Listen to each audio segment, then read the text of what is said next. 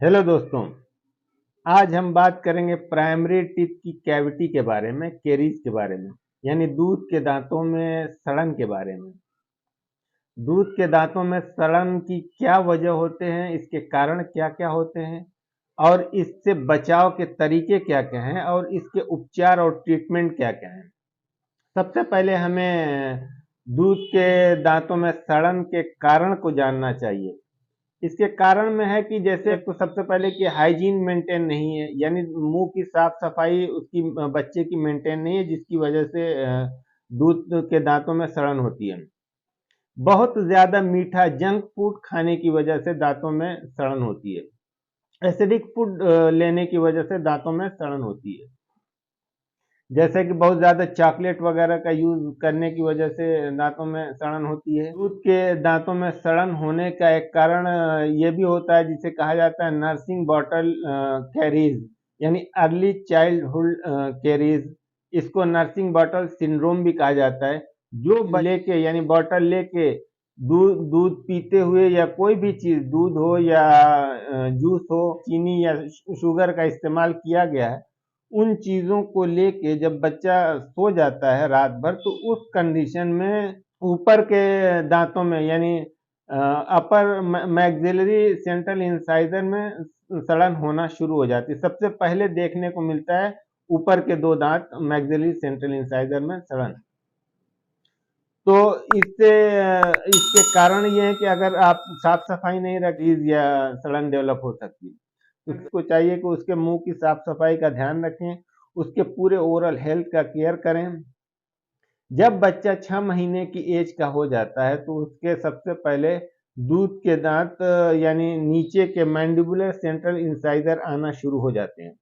जब ये आना शुरू हो जाएं, जब ये विजिबल हो जाएं, जब मुंह के अंदर ये दिखने लगे, तो पेरेंट्स को चाहिए कि ब्रश से उस दांत की सफाई करें।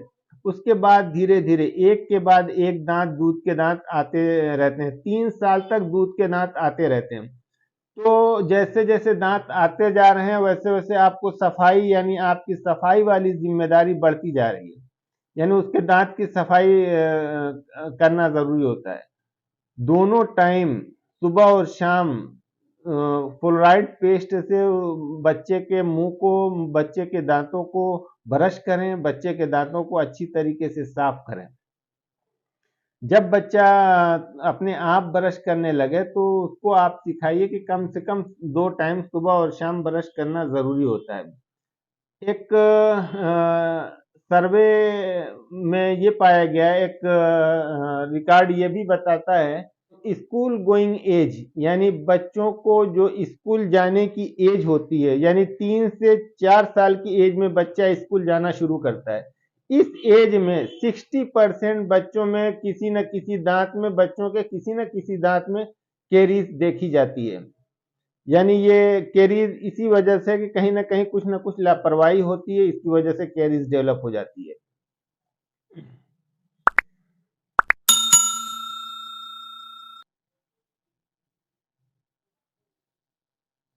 तो कारण में हम लोगों ने देखा कि बहुत ज़्यादा स्वीटनर्स का इस्तेमाल करने से, बहुत ज़्यादा शुगर का इस्तेमाल, जंक फूड के इस्तेमाल की वजह से बॉटल, बच्चा फीडिंग करते हुए सो जाए बच्चा, तो इस कंडीशन में दांतों में सड़न पैदा हो रही थी।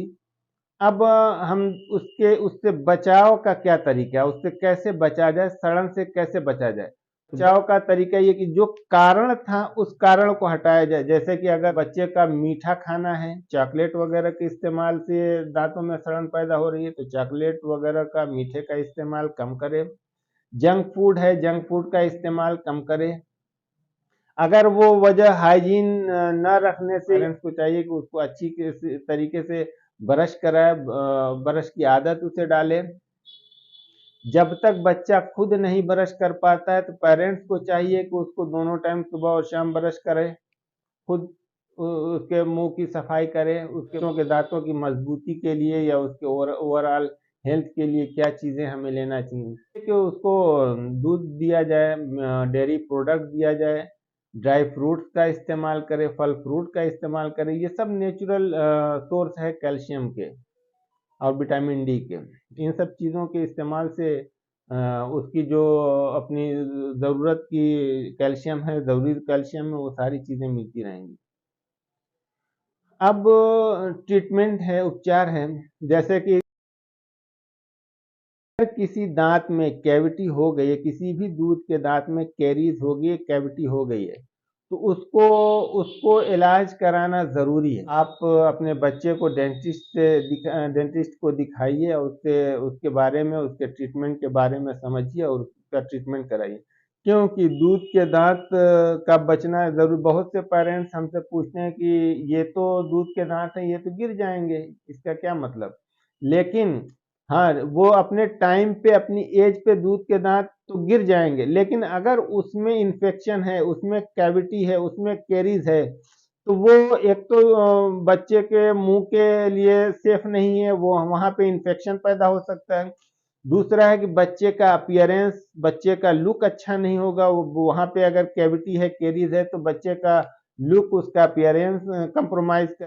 अगर कैरीज दूध के दांत से बढ़ते हुए, क्योंकि हर दूध के दांत के नीचे परमानेंट टीथ भी होता है, दूध के दांत से अगर वो कैविटी या कैरीज या वो इन्फेक्शन, वो सड़न या बैक्टीरिया पक्के दांत तक पहुंच गए, तो फिर पक्के दांत भी खराब होना शुरू हो जाएंगे।